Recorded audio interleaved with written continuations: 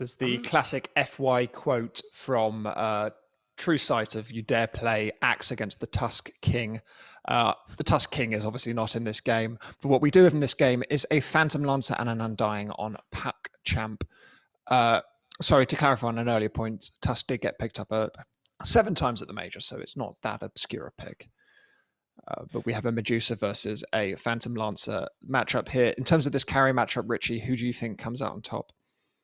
The PL. I mean, for sure, the build you naturally do want to counter the Dusa. You've got Mystic Snake, which is not going to do too nicely versus all of these illusions because you want it to be hitting heroes so you can return mana. It's a very, very good PL pick. But just to put a cap on that Tusk discussion, I was taking a look through Nemiga's players, and of course, Heaven, he's pretty new to the scene, right? He's played maybe something like 30, 40 games, never on this scale. So I took a look at his pub profile because that's where I get most of his stats from. And they've been mostly picking him Willow because he's a Willow spammer. He's really great on the Willow, like I said, when we saw them previously here on Line A a couple of days ago. He's not played Tusk for 2 months, back in 7.28. So, you know, a little bit of a throwback to that. So I'm really curious who's actually going to be fielding the Tusk here because I suspect perhaps it might be an off-lane Tusk for the Chosen One. I can't imagine that they'd be giving it to Heaven here without playing it for 2 months. It's a bit risky. He played it in a not even in a pub. He's not played it. Not even in pubs he's played it. He's one of the few players with a public profile. So that's why I was just checking here for Heaven. So that's you know, not necessarily indicative that he's not going to play it, but it would be a little surprising to me. He might have Smurfs though. It's kind of hard to tell with most pro players. I mean, in my experience, I do this research. I remember when I was the major, you have to, even if you go to Dota Pro Tracker, players have Smurfs. I mean, we're not going to accuse anyone of anything, but this is common, right, guys? They have Smurfs to practice off of heroes that they don't want to. So it's still uncertain. I'd be surprised, honestly, if Chosen One played that, because the only time Chosen One played Tusk offlane was when the Necro build was popular, and that was when he played it. But unlike someone like Papita, who tried to do that very often, he didn't play it before then, right? It was only during Necro time, so I don't know if he's going to try it again. PuckChamp's last pick is going to be a Lion. There's the reliable stun you were lacking. That kind of cancels this Tusk to a degree. Honestly, Tusk is decent at dealing with Lina. He's no Clockwork, but he's okay. So he does catch up to Lina.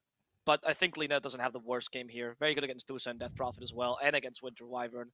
I'm liking PuckChamp's draft a lot right now. I think they have, honestly, superior core-to-core matchups, good mid-game, solid lane for the most part. Yeah, we don't hit Tombstone very nicely over on the side of Nemiga, so these fights are going to feel about impossible to disengage from. You have an Axe who can pull you back in. How can you run from a PL line with a blink? Like, I see so many scenarios here where PuckChamp, they just drop a Tombstone and the fight becomes relatively easy for them. Nemiga, they're going to have to make like some pretty snappy decisions whether they can fight or not. And because of the amount of fights we see in triangles around Roshan, that's where Tombstone is king. And it's a bit threatening here for Nemiga going into this last pick. It feels like they got to cover a couple of boxes here. Well, it looks like from the bans that PuckChamp are convinced that Nemiga are going for a mid, but they are going for a Timbersaw, which puts this DP mid and Timbersaw into the offlane, and the Wyvern and Tusk into supports. A good last pick, I think. Would you say? Yeah, pretty solid. I mean, you deal with the Axe well. If the Axe wants to, sometimes the offlane Axes, as they see go into the mid game, are like, oh, I'll deviate into the carry Axe. Less so if it's the Timbersaw. Phantom Lancer does struggle against Timbersaw, at least in the early mid game. Once you get the Fusel, there's more options. Undying does bother you, but there are ways to win that matchup. Especially early when he doesn't have many soul rip points into soul rip, you can just heal back up when you're on low HP with tangos and good reactive armor usages, and then you just max Timber Chain to avoid him from killing you. It's solid. I mean, it's a good last pick by Nemiga. I do agree. Great. How about you, Richie? Any predictions for this game? I think PuckChamp have got just a stronger draft through and through. I mean, the Timber, his lane's not going to be easy for the Chosen One. In fights, it's looking a little bit nicer for sure, but we have 2 of the best damage nukes in the entire game. Third one being Quap, but Quap is kind of unpickable these days. So you got Laguna Blade and Finger. We absolutely do not mind throwing those both onto a Timbersaw or a DP early on. That's going to kill him whether or not he's going to be in the Cold Embrace pretty reliably through the game. So I struggle to see where Nemiga are going to be able to get these fights going because, yeah, PuckChamp, I think they just have a good draft. I think they've got their bases covered here. Well, okay then. Can Nemiga's draft with this Tusk snowball out of control, or will PuckChamp's Phantom Lancer create enough copies to block out the sun? I'm going to hand over to our casters who are already right in front of us, Avo Plus and SeekNStrike Dota. Thank you, thank you. It's just a quick little baton pass, you know. We just real quick just hand it off one to each other. What do you think, Avo? Are you also kind of still favoring this PuckChamp lineup? I know you brought it up briefly before. Oh, he's Yeah. Hello. Yeah. Okay. The PuckChamp lineup I do agree is better. I'm very surprised they didn't ban the Lion. Honestly, I thought the Lion was definitely the ban to go for. It counters your Dusa with the Mana Drain. Perhaps if you go for Manta style, even better, right? I mean, obviously that just nullifies the Manta style or just a Dispel. It's great against a Tusk for the reasons I mentioned. I thought Tusk was only useful as a save. Not the case if the Hex is there. It's actually really good against Timbersaw in general for the same reasons. Has the burst damage against Timbersaw and the Winter Wyvern. I mean, I thought this pick was it was just perfect. It was just a good pick. I understand the ban of the Phoenix, I think, but the Shadow Demon was a bit. I was surprised by that one. Yeah, the Phoenix makes sense, right? We don't hit Tombstone very easily, so you would look to get other wards operational. Nemiga already making an aggressive movement. Heaven leading the way. He's got tag team, and now, well, he's got a stun out from Astral that will allow Melis to increase the gap between himself and Lodin. Lodin, though, has got eyes on him. You do get, what, the still bonus night vision with this active. So, unfortunately, Nemiga aren't going to be able to find anything with First Blood like they were hoping to. All right. Well, no First Blood, but still, I mean, it's fine, right? I feel like if you are Nemiga, you're not really putting a rush on this draft either. Like, your best case scenario is that Timbersaw kind of snowballs a bit out of control early. You can put enough pressure so that Dusa has just a lot of space. And then you go into the late game when you have Mjolnir. And at that point, I do feel like you can deal with a Phantom Lancer, level 25 Mjolnir. It just so happens of how do you get to that point, right? There's a lot of question marks along the way. Because I do agree that the matchup favors PL for the most part. You know, you get the Fusel Blade. Dusa struggles to clear your copies. No longer, just in case, because this gets brought up every time we cast this. No longer does Stone Gaze kill illusions. But Alvaro, you scream and illusions go pop. It's how it worked when I played Dota 3 years ago. Yes, I know. It's very confusing, this thing called patches, but it did happen. So it doesn't break illusions. Neither does the Aghanim Scepter. Nope. There's no way you break illusions with Dusa. You do have a solution, though, in the late game, which is the Lightning build, right? Your Skull Mjolnir plus the Split Shot uses modifiers, and then you have a pretty decent illusion clear. But at that point, PL also might just become a bit too strong for you. It depends on the matchup. You know, Alvaro, you know what build I really, really would like to see this game? What player's style I would hope Kiritich could emulate to potentially solve this issue? What? Oh, well, no, don't say his name. It starts off with the first item, Orchid. First item, Orchid on Kiritich. You eventually pick up everything else, and you get going. Because you're right, the pseudo Zeus, just the Mjolnir with the 25 talent, if you can line those up perfectly, are gonna absolutely tear through Krila and his illusions, no matter how farmed he is at that stage. All right, well, I do agree with that idea, actually. I do like the potential. I mean, no, I don't like the Orchid. I actually like the Midas build on Dusa. Really? So you can have some consistent farm. Look, I know you're going to hate on it. Yeah, I know. Please listen, me, but I'm not the one hating on it. All I know is generally he's tweeting up a storm after that game. If you go any further with this Midas on Dusa, you know, I think Kyle's going to start tweeting up a storm. Like, I don't know. You know, I'm just here. You have two options here. You have two options here on the Dusa, right? One of the options is you play the mid-game style build, which you can do with like full stats and try to fight a bit early. But against the Phantom Lancer, it seems like a tall order because of the Fusel Blade. With Midas, you're actually capable of always finding reliable farm, even if your map control is taken away from you. The attack speed is well utilized, and then combines well with the Mjolnir later on in the game. Like, it's not crazy. That's all I'm gonna say. I'm gonna table a discussion for later, but I could see that, and I'll agree to table. But as a true analyst, I'm gonna get the last word in. I think that, you know, just to back up this Orchid play a bit more, I feel like Timber is not going to be able to really be as aggressive as you maybe kind of drafted him to be this game because of the counters we have. I feel like DP suffers from very similar issues here because of the explosiveness that PuckChamp have, and having a Dusa who is going to be able to show up to these fights with an Orchid, with a Silence, a very powerful tool here against the likes of PuckChamp. Yeah, I like the sound of that. But I can see the point, but to me the concern I have in the mid game, more even the PL, the Silence is pretty good, right? But once Montestal comes out, that's taken away, is the Lina. Okay. I feel like it has to be the Timbersaw and Tusk that take care of the Lina, and I feel like you have a similar issue to last game where you just buy BKB and all of a sudden you're okay. Okay. You know what? That is a fair point here. I think you're right. You might be playing too much for the early game. We'll see here. As I think with that, I'll let you get the last word, and we'll table the discussion here on the Dusa build to check back in a bit to see what we've decided to go for. Yeah. I think there's a lot of justifications for most builds, by the way. I don't think there's a right build. We're just of course. theory crafting here. But the reality is that most things he goes for I'll be okay with. I'll say that. Please don't surprise me, Tukalas. That's the point of Soul Rip, though. He's going to be fine as the Chosen One. Can't quite kill him. That point in Whirling Death, apparently, is enough to just deter the Undying from hitting him. He's not even going to need the Timber Chain early. Yeah. Which is pretty good, because the Undying won't do much to you then. I'm pretty sure this is what Seb also did when Nigma picked the Undying, and they just happened to have this lane matchup. I don't remember what the other cores were, unfortunately, in that game. But I do know that in that game, Kuro decided to go for the Ag Scepter, and it ended up being a pretty powerful team. I'm pretty sure it was against a Medusa. I'm not going to lie. I'm pretty sure it was a very similar draft to this game. I think Dukalos, though, he's probably going to be looking to go into the burst healing build because you do have some heroes that could present issues to you, and I wouldn't be surprised to see that. Just because we've got healing on the DP, amped by the Cold Embrace, of course more healing on the Timbersaw, so I think that build might be suitable for him going into the Locket. I agree. I think the item is just very strong right now on any hero that offers healing. It's just always nice because it transitions so nicely as well for the Magic Stick, which is always something that you want, right? And those extra charges on mana-intensive heroes like Undying mean a lot. So this might even save you from having to go for the Arcane boost that sometimes Undying have to go for. Like, they'd rather have Tranquil, so it's cheaper, but sometimes you just run out of mana at some point. And I wouldn't mind the Vessel, by the way, this game. Talk about countering the healing to deal with the Wyvern and Timber. But I don't know if Undying can afford to build both items here.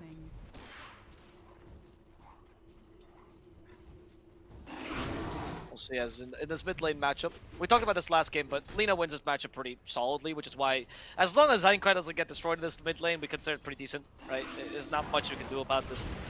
Lina wins most matches. Bottom lane, Melis, though, is going to be killed off as the rotation for Heaven pretty successful, taking advantage of the usually low armor on an axe early to finish it off with tactic. Yep. The Chosen One as well, already up to level 5, is doing a pretty good job at bullying away Krelats, who has gone for 3 points in the Phantom Rush, hoping to try and harass in between, but countered by 3 points in this reactive Arbor by the Chosen One, as he's going to be able to cut off the wagon wave. Actually, they've skipped the waves together, so I'm not really sure where this wagon is going to go. That might be pretty consequential, or it's going to have some consequences, if it even lives, that is, because the other wagon is making very quick work of it, and I don't think it'll be any of a concern. Mid lane, though, rotations coming through in force from Nemiga. Tombstone out from Dukalos to try and dissuade them from going any further, but Aincrad, he wants more. Pops the Exo, is going to cancel that regen rune. Well, not cancel because it's never activated in the bottle. Would have been a waste for Desperate anyhow. And Dukalos is going to have his Tombstone cleared with the utmost of ease. With Exo active, they might be able to as well push for this tier 1 tower in mid lane, as that ward was about to expire, so a bit of bonus gold here for Aincrad. A bit more efficiency. That kill's pretty important because you also force rotations. I feel like Nemiga's rotation has been pretty good this early game. They have a lot of kill potential with the Tusk, one of the biggest advantages it gives you. So yeah, why not use the Tusk for this kind of plays? If you can also go into the Ancient stack that PuckChamp has amassed, that would be a huge win for you because I think that's the way they have for Melis to, I wouldn't even say recover, just snowball out of control, right? There's a massive Ancient stack there for him. And with Vanguard, he can take it really easily. So, if you can go with a Timbersaw, perhaps, look at all this work that he's doing Astral. 2 really huge stacks, and Timbersaw can take them relatively easily as well. So, oh, wow, Culling Blade just for the movement speed. Melis is being super efficient here in the farm. Might not save him.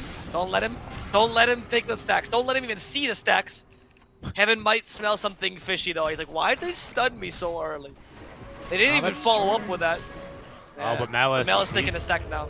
Yeah, with the Vanguard, he's going to make very quick work of these and very quickly finds the last 2 remaining neutral items for his squad. This is going to be a massive gold injection. He may struggle to farm these Ancients, especially because I think they're going to stack it again when the time comes. Well, looks like he'll be okay. All that bonus armor. A little bit of space to Lodine, or a little bit of space to the Medusa is what I should say, as she moves into the jungle very, very comfortably. And speaking of comfortable, that's not how Ducalis would describe his particular arrangements, as he's forced to TP away. The Chosen One very keen to make sure this Undyne's not getting any free experience. So for now, PuckChamp just concentrated on getting the farm ready and getting the cores settled, while Nemiga was still trying to look for some ganks. They're gonna dominate the top lane though, so the Timber Saw Space Creator is online. DP, like I said, acceptable considering the Lina lane, but much like in the last matchups, it's just all you can muster. And now going for the Boots of Travels, interesting for Aincrad. Bit of a greedy build here. I guess pushing out the lanes is the best way to secure this late game. It's not like PuckChamp has too much tower damage. So maybe the Travel Boots is for that reason, being able to split push a lot and ignore PuckChamp when they start getting strong. Yeah, I like the idea of that. I like the idea of it. I like it. Oh, hold that thought. Top lane, Ducalis is going to be chopped down relatively easily here. Tag team and, of course, the Whirling Death will make very, very quick work of that Undyne. The siege is slow coming from the Chosen One, but it will eventually be able to snag this tower, especially after dispatching of the Undyne once more in the top lane. Yeah, I think that's an interesting decision. We don't have really any slows either, I would say, on PuckChamp, except for Tombstone Zombies and Battle Hunger, so we do have slows, but none that are too easy to connect. You know, much like the Winter Wyvern, right? Winter Wyvern's got a ton of slows that she can hit from long range. It's not really the same for PuckChamp, so maybe that's also got a bit of benefit as we hear the second Exo active in the mid lane as Aincrad looking to push for the mid-tier 1 tower a second time now. It's going to be repelled by TPs. You have the Hex for the instant stun, though, and you do have the Battle Hunger with slows, which is also easy to connect. I wouldn't say it's... I'm not missing their catch too much. I like their draft in that regard. PuckChamp is going to go for a smoke gank, talking about this with Astral. He has level 6, so this is what you always do with the Lion. As soon as he hits 6, you go ganking for Finger of Death kills. Best used as soon as possible. Find the Tusk, desperate. Don't use the Laguna Blade, let Lion use the Finger. Or just kill him without it, or don't kill him. Yeah, okay, there's the Culling Blade. PuckChamp being super efficient about their ultimate usage, just letting the Culling Blade do it. That was the, just, you know, how kind they are to each other. I think in our interview with Melis, they said that they had a pretty good relationship in the team, you know, as far as it goes with, the team's vibing is basically, as what I recall the interview saying, especially after they had a pretty rocky start to their upper division premiere.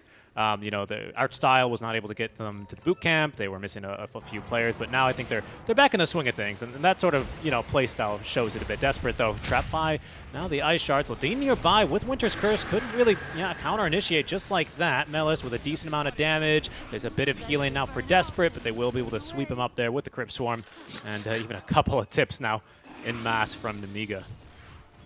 I love that because you can see who's the most toxic, Aincrad tips Lina while the rest of them tip each other because good play, but Aincrad's like, nah, Lina, you messed up there.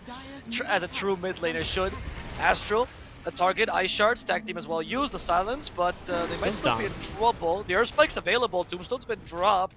Ducalis is going to slow on the Tusk to a crawl here. He's trying to destroy the Tombstone, but Soul Rip is still available. So Tusk is going to struggle. Walrus Punch to give him more space. In comes the PL. He did take the Tombstone, but in exchange for his life. Now the Chosen One, he's getting pretty aggressive here. They're going to catch him now with the Blink stun. They did at least get off the Hood of Defiance, the barrier. Not going to save him versus the Finger of Death, and they even managed to give Krelat the kill. Still asking for a high five from the boys. He's not going to get it, but he will be able to push the bottom tier 1 now with the team. Okay. I have to put some more pressure on the towers. Can we check Krelat's item for a second here? I want to mention something about his itemization. Diffusal. Nope, okay. Almost finished up Diffusal. Yep. I wanted to point out something I liked about the Trial Boots with his Diffusal pickup, which is that Diffusal is also what I expected him to go first, as opposed to, say, Yasha or Manta style. But if you go Diffusal on PL, it's a lower farming speed than if you go for Yasha or Manta, and that means that you want to go for fights. if Nemiga can avoid fights or they can stay away long enough, it makes the Fusel pickup seem weaker, and you get a much faster farming speed in Adusa that has the naturally ingrained multi-shot. So it could be that Nemiga is now trying to open the map with the last remnants, and once they see that the Fusel, they'll start playing much more defensively and taking advantage of these boots of travel to push lanes. It's a good idea if that's what they're planning. I agree, and I actually I'll move on to give you a supporting point for this. If we look at how aggressive Heaven has been, basically he sees someone in the river that is a viable kill. He's snowballing in and landing these shards, and they're going for the kills, even with this Axe Blink online, even with the counters that they have to the heroes. And I think that is going to be maybe a supporting line. Heaven though now caught is going to be himself in a bit of trouble. Tombstone is dropped, but the curse is through, using the vision from the Sentry Ward to land that. Get them a bit closer together with the Ice Shards. Winter's Curse, you got to decorate it appropriately there with the Ice Shards. Maybe get an Ice Blast in there as well to really fit the feng shui. But it's not going to get them any kills here at the end of the day.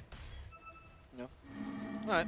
But do you see how Nemiga now, even now without the Fusel Blade being active, they're already starting to play a bit more defensive. They're already putting Einkart in the dead lane because he's a pretty decent dead lane pushing with those boots of travel. You have Nemiga not going for the... I mean, this is a smoke with only 2 supports, right? Doesn't even include your Timbersaw, which shows that you're not necessarily looking for a big team fight, just a quick pick-off and you can muster it. Yep. I like the swap. I think they're reading the game. Yeah, I think they're reading the game appropriately here. This is the best way to play the Dusa versus PL matchup.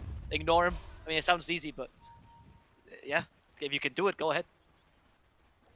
Well, they're going to go for a smoke gank of themselves here over on the ends of PuckChamp. They're going to try and head into the triangle where you'd most likely expect the Dusa to be farming. For now, though, she's safely absconded into her own jungle. We have no scans available for either team. So expect this defensive positioning to continue for the next little bit of seconds while PuckChamp are still all missing off of the map. At the very least, PL is going to break that smoke and begin farming a bit. But I think you might be onto something here with your line of reasoning, with these facts and perhaps even a little bit of logic you're tossing into the cast. Oh, be careful with those words. Dangerous words here. PuckChamp. Oh, sorry, Nemiga right now, they do something I really like from Eastern European teams, which is they play anti-space sometimes, and Eastern European teams do this a lot, where they know that they become unpredictable, and they hate that, so they go do something that's like unpredictable, like for example farming all together in the bottom jungle to avoid these ganks like in the triangle. Ducalis, okay, this is a pretty good kill here on Ducalis. Take away the Undying, no more Tombstone for the next fight, at least for 30 seconds you're a bit safer, might even allow you to go for the tower. That's why Einkrat actually activates Exorcism the moment they see they can take down the Undying. Oh yeah.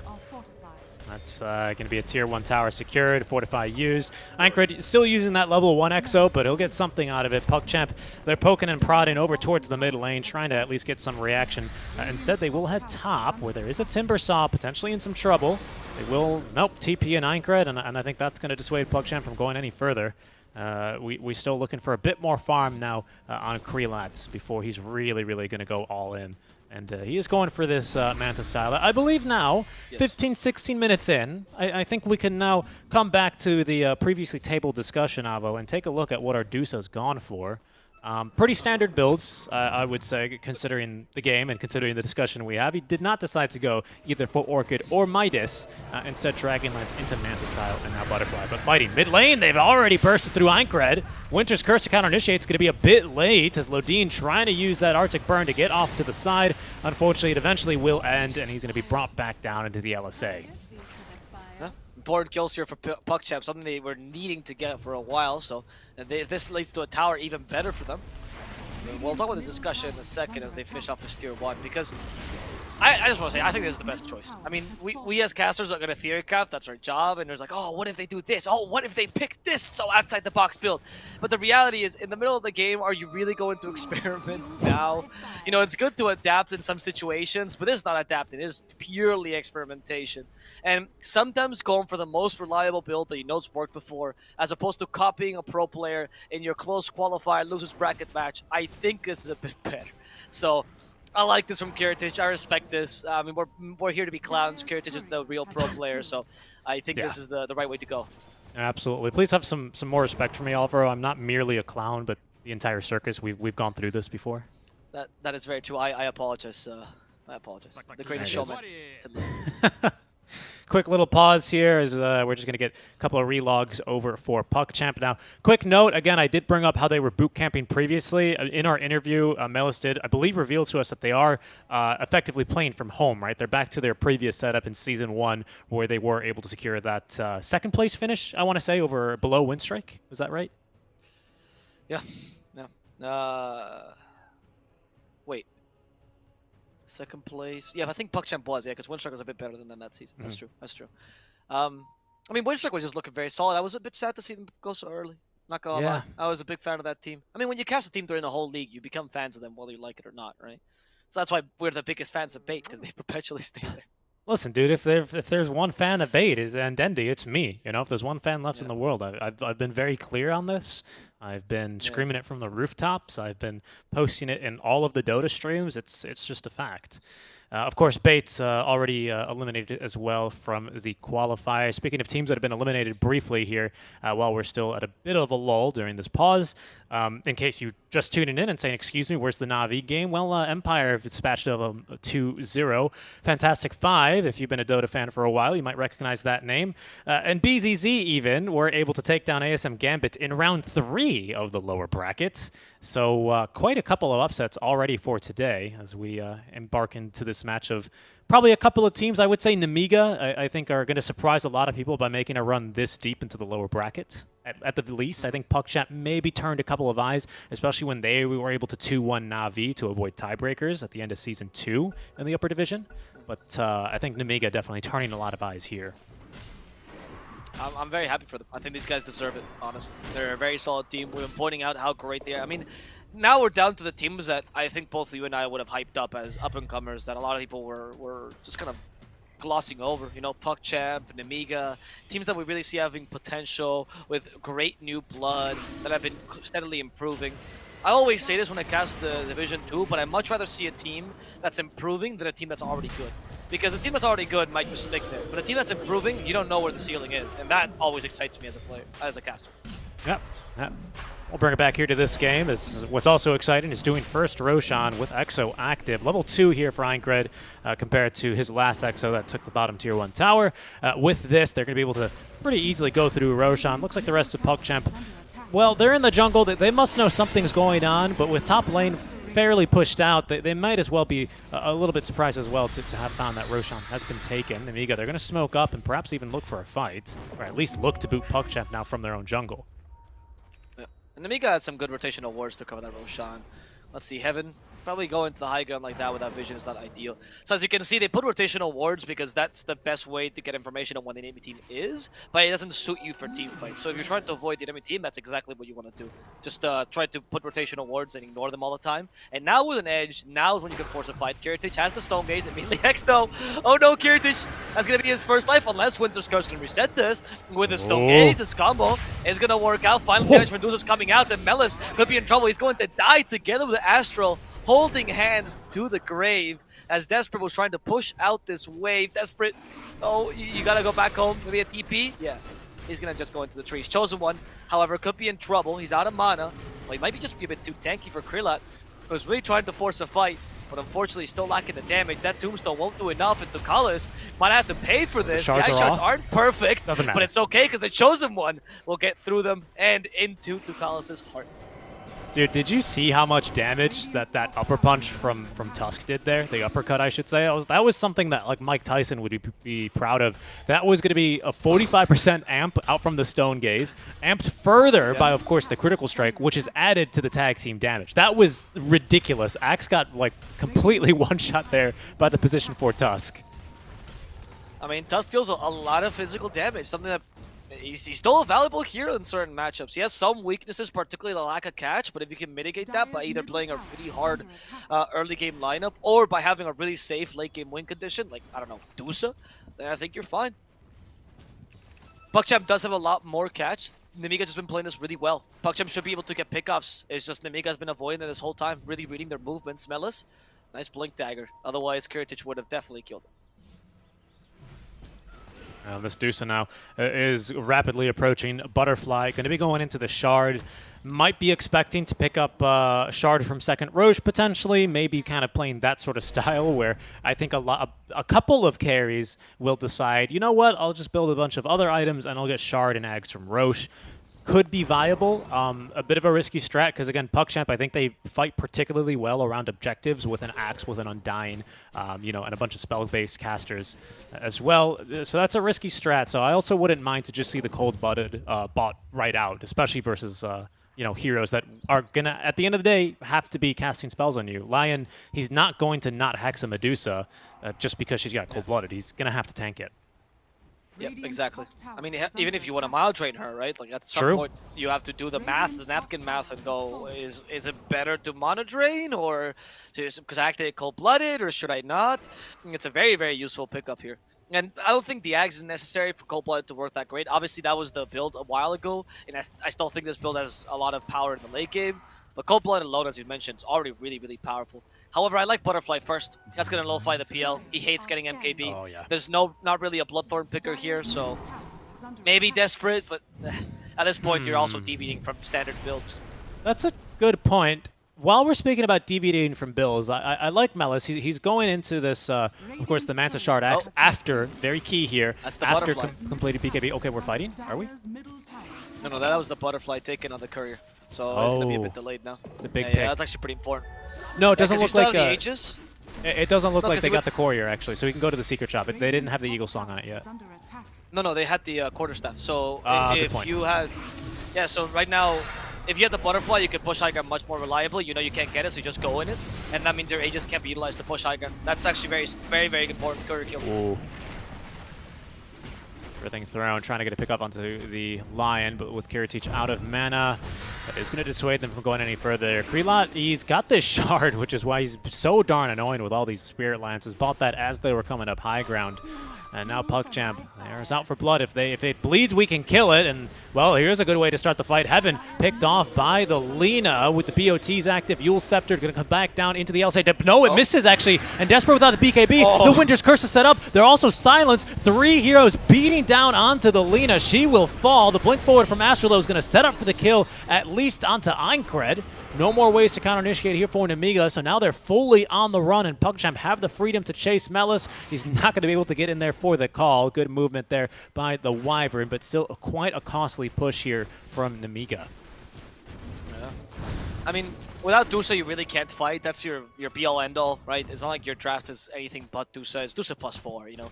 It's like when Bruce Springsteen comes out and it's like, oh, the E Street Band. No, nobody cares about the E Street Band. It's really just Bruce Springsteen, so that's Dusa. And I think that taking that fight, honestly, they got a free kill on the Lina, which is pretty great, but that kill shouldn't really happen. I mean, you can even tell Aincred there was a moment where it's like, oh, he missed the stun and he couldn't believe it. He was like walking around because that doesn't usually happen, but high nerve situation, it's okay. It's no big deal. My legs still work. I'm going to walk around a little bit and enjoy it. Oh, I'm dead. And PuckChamp got a decent kill out of that. Killing, I think DP is still very important. They should continue to try to push the advantage with more pickoffs. It's just a bit tough when the Deuce is there. Indeed. And Deuce now continuing to farm up. Eventually he's going to get that Butterfly here as soon as the Courier respawns. It's already on her, pardon me. So it seems like she was still able to get that quarterstaff from elsewhere. And not going to be delayed much further. Despite not having Aegis, Kiritich with Butterfly in hand is feeling confident enough to just push the Tier 2 tower. Trade proposed and accepted. They're taking a bit of chip damage now as Krelot is knocking on the door of this Tier 3 tower, but he's quickly repelled by Heaven, who's actually going to snowball forward. Astral is here, misses the Earth Spike. The Hex, of course, not going to miss, and that's going to be Heaven taking down Krelot, leaving the illusions to do the work. He's identifying himself here with the high 5. We'll see if that comes back to bite him in the butt as Kiritich, thinking that there's more enemies incoming, popping the Stone Gaze just to make sure he can safely abscond onto the high ground. Okay. PuckChamp really measuring these engagements, understanding that they have to, if they keep wasting resources like this, because they can constantly re-engage into their lower cooldowns, they have a bit of an advantage. They want to force Kiritich into the wrong position, and they also feel pretty comfortable with this matchup coming into the late game. It really isn't until the level 25 plus Mjolnir that I think Kiritich can really stand a chance against PL. Mind you, right now though, he does win because of the Butterfly, but later on, Krelot should come back on top. That's a good point. I was actually thinking, so a while ago, before we pushed up high ground, I was thinking, Mellis, maybe after this BKB and you finish upgrading your boots, perhaps we do something that's just really weird, but might be super powerful. No, but you can't, because we already have a Manta style, and Dusa, it's just going to be able to dispel you immediately. I was thinking maybe we go Bloodthorn on Axe. Maybe it's out of this world. It's a little wacky, but because we already have a Dispel with the potential to get a Satanic, it's just too much money. Bloodthorn is just way too darn expensive for what it gives you. That's true. He's gonna get away, but if they catch up to the Alina, this would be ideal. No, G's able to get away with invisibility. We're fine. PuckChamp instead. 3K lead for them. I mean, again, they're wasting the exorcism. They wasted Stone Gaze earlier. This is a win as far as PuckChamp is concerned. I'm surprised because normally, like, when games turn into this, casters go, oh, they have to just proc the ultimates and then keep fighting, and then fight around them. And normally it's like just about impossible to do. Here they're able to get it done. In fact, PuckChamp, or Nemiga rather, are trying to turn this into a fight. Out comes the Stone Gaze, aggressively used, which means now with Exo ending, we only have Curse to rely on if we need to counter-initiate. You could see PuckChamp eager for a fight now. And in fact, they smoke up themselves, Avo. They're going to look for one. Okay. PuckChamp, no. They wasted all the big ultimates. They go in for Aincred. Let's see. The Tombstone used, though. Oh, no, Mellis. Even with the BKB, he's dropping a bit too soon. It's Lodine's going to die first, however. Who's in the middle of the fight. Krillak has her in the wrong position. He's alone. So he's going to finally man-fight. But the Light Strike Array brings Krillak down too far. He has a doppelganger up to the high ground. He needs to get away. The Timber Stuff's not going to let him. Krillak's down. Desperate joins him. Mellis actually the only man to survive here because they ignored him halfway through the fight. In fact, Mellis gets caught. He was trying to run to the enemy, to an enemy side so he could TP. Unfortunately, he won't have that time, and Mellis will die here to Nemiga. Great presence of mind there by the Timbersaw, needing to get in there immediately. 900 damage dealt in a second to the Phantom Lancer. That was such a huge Timber Chain into what could only have been a Chakram. Yeah, so much damage out from Chakram. Presence of mind as well for Nemiga to fortify this wave. While the Axe was looking to cut it. That was what PuckChamp were hoping to do, to just buy themselves a bit more time. But now the wave has been safely escorted to the Tier 3 towers. This is going to get the Fortify out, and unfortunately it's not going to do much for PuckChamp because the wave was awkwardly interrupted. They have immediately another wave to reinforce them. So that's why the Fortify is important here. Nemiga with really, again, good presence of mind to know to do that is going to allow them to get the mid lane barracks here, or just the melee barracks, that is. Yeah, but it's fine. The melee barracks are the important ones anyway, right? And now Medusa's starting to go for the lightning build. I honestly, maybe, did we overestimate this PL matchup versus Dusa? The butterfly just completely canceled this hero? Or was it just the playstyle by Nemiga that allowed them to go this well? You know, I'm not sure. You know, it's one of these things where perhaps this is going to be the new norm. I'm trying to become, I'm trying to think rather of another example where we've seen, you know, heroes just, you know, or captains draft, like for example, Abed Puck or Abed Stormspirit 5 games in a row into a Lion. You know, because they think, whatever, it's a counter, but we just don't care anymore. Maybe this is another one of these things.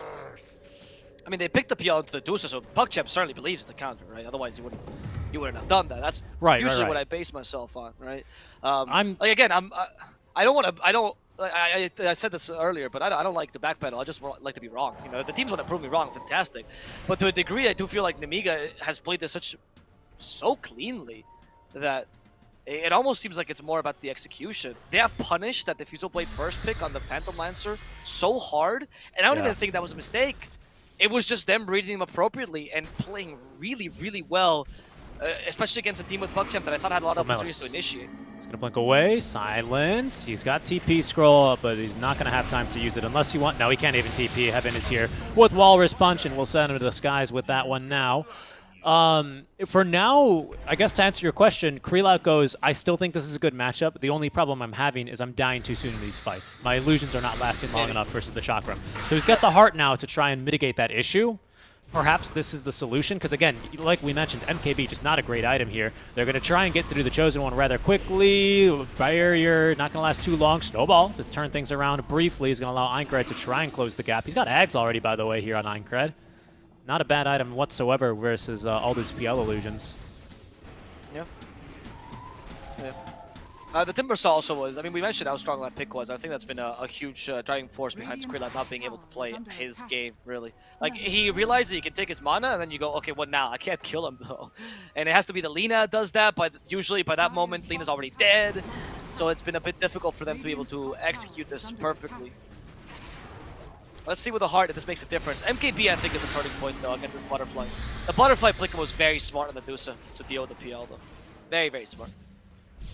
Yeah, I think I'm trying to like bring this back because I feel like, you know, it's funny. I think I even remember the same tournaments because, you know, Naga's not really been mainstream for a while unless you're casting 4 Zoomers. And we did that a while ago for, what was it, Realms Collide, remember? And they would pick Naga into PL. And it was this exact same interaction, pardon me, where the illusions or just the Naga herself with Butterfly kind of just ruined PL's game. I'm trying to remember what the solution was or what the attempted solution was back then. The solution was you buy Butterfly in PL. That was the solution. Do you remember it was the Beast Ghost versus Zoomers match that Hector buys Butterfly? He's like, I can beat her. I think it was. I'm trying to remember, but it's no, I remember that match because I talked to them about it recently, and they were like, yeah, we didn't think we were gonna win that match, but we played the team fight better. So you know, I don't think you can do that against Adusa though, unfortunately, because she's an okay MKB builder. Mjolnir can mitigate that evasion as well. Like, you need to go for the MKB this game. It's the only solution you have. Okay, that's a fair point. That's a fair point. I'm glad I brought that up. Okay, Melis gets the creep wave and the Deuce up, but the save is there out from Heaven. BK beat his Melis, though. He's not going to be stunned up as Astral at least finds Heaven. Kiritich, though, is now going to pop that ultimate. Does reflect the stun back towards Astral, but is still stunned himself for a while longer. Has turned Kreelat to stone, but the fight actually breaking up between the two mid laners as Anchoret's trying to chase down Desperate. Unfortunately, the shards are going to prevent him from doing that. Out of the backlines is going to go Kreelat, trying to get through these supports. Instead, he's going to eat the Winter's Curse. They're still doing their best to hold down Kiritich as Kreelat up to the high ground with the doppelganger. He will go. PuckChamp looking to reset the fight and look for a better way in. No, Melis, okay, that might be a way to reset the fight, but the snowball saves him, and that's going to make the call useless. They even actually have the cold embrace. Lodine, for now, still alive. They're trying to at least finish off Lodine. There we go, Kreelat, at least taking down a support, but even himself might die as a result. Got Aegis. Oh, they did get Aegis from the Dusha, but that's a second life still available. Desperate does get a nice little stun there to allow him to retreat as the Chosen One out of mana. Gets a bit more healing. They're going to take the racks down. Dukalis as well, perhaps. Kiritich hoping to get Dukalis down. That proc not going to be sufficient. Astral with the Hex and actually TPing behind him. They're trying to finish on this Dusa. The snowball's already used. They actually have no more save, but the line dies first. And Kreelat is ignoring the Dusa, going for Aincrad instead, trying to burst him down. Tombstone dropped in the middle of it. Aincrad for now still alive, but that is going to be the last bit of damage from the Spirit Lands. Can Kreelat deal with Kiritich? It seems like he can for now. With the Berserker's Call, it's going to be enough. That's going to be a great stun, and the Cooling Blade will bring him down. Kiritich is not going to be able to survive. They also lose Heaven as they are able to retreat with a Timbersaw. The Chosen One won't die here. They did force a couple of buybacks for this, but ended up being PuckChamp at least getting the kill on the Dusa they needed. They forced more than a couple Avo. 4 buybacks out from PuckChamp, a dieback on the Lion. Quite crucially, a dieback onto Heaven, I want to say. But also, Aincrad bought back. Couldn't get into the fight fast enough, regrettably for him. But at least you get the buyback out from Kreelat, and I think what made the biggest difference there, Avo, was the Undying staying alive the entire time. He got in there, and then with the Flesh Golem passive of increasing damage by, 35%? This Lina was just able to chunk right through the Deuce. A huge call from Malice to set it all up, but you could see how eager Dukalis was to get in there. He even force-staffs himself in to make sure that he's got that Flesh Golem effect onto the Deuce, and Desperate just stands and delivers. Really, really great holds from Desperate, for the entirety of PuckChamp, really. Alright, it was well done by PuckChamp, but I don't want to forget that they still lost the racks, right? They still had to commit a bunch of buybacks. The PL still died. Mind you, you took down the Aegis, but you could also say that Nemiga was playing extra aggressive because they had the notion of the Aegis, right? So, still not a turning point for PuckChamp, but they find out that Dusa is killable. She does bleed. So Kreelat, quite happy about this. Once with the MKB, he's going to be much stronger. And hopefully he'll be able to burst down the backlines again like he did this time. Dusa's going for a Satanic. I'm not against it. I'm not against it, especially because it doesn't have a mana cost on Satanic, so you will be able to get this one off somewhat reliably. You know, you've got your Cold-Blooded, which doesn't have a mana cost either, and will recover you some mana. I like the idea in this fight. Dusa deciding she needs a little bit of sustain as well, because Krelat, overall in that fight, played it really damn well, right? I think this is what the heart allows him to do. It allows him to just go back in and continuously ignore the Dusa and look for the backliners, because while Dusa takes a while to get her damage done with her current build, although with Mjolnir that'll change, PL can very, very quickly deal with these backline supports. There's smoke by PuckChamp. They need to make these risky plays. They need to take advantage of the momentum. If they catch him unguarded, the only problem is you still don't have the MKB on PL, but it might not even be needed if Melis is playing on point with his axe. Heaven. Oh, he's going to disturb the smoke. Heaven, really good positioning by him. The ward and sentry there. They get more vision to Kalis. They go on him first. Gets another tombstone.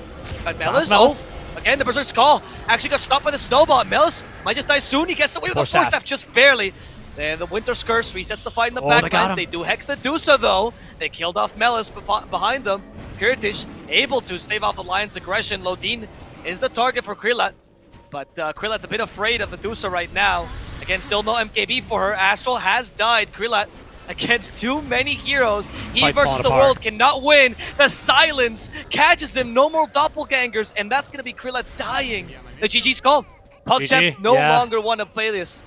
They know. Mid lane is pushing. They don't have buyback on two of their cores. Melis getting caught by the silence early. I'm not sure what PuckChamp...